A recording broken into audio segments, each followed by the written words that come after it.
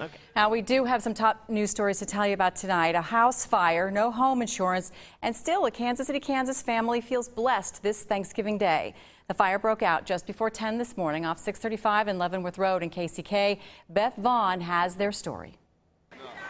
On a day full of family traditions, this longtime Kansas City, Kansas family lost everything. All this was on with the microwave and all that, and my daughter heard something sizzling, and then long after that, then there was flames. Firefighters confirmed an electrical short sparked this blaze, and homeowner Luther Walker tells me he feels at least partly responsible. I hate to see it go. He recently wired a temporary floodlight for his backyard, but thinks now that is what caused his childhood home to go up in flames. I am 52 years old. How long have you lived in this house? 52 years.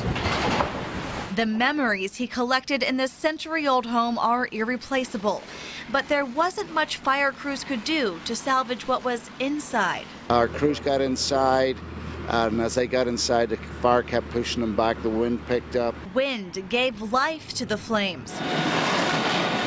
But even with this to look at on Thanksgiving Day, Luther found thanks in his heart. That is a blessing, and that is the main thing, that we have our lives and our health, and we got our dog. Mom, Dad, 2 kids, and a pup, all accounted for. From Kansas City, Kansas, Beth Vaughn, 41 Action News.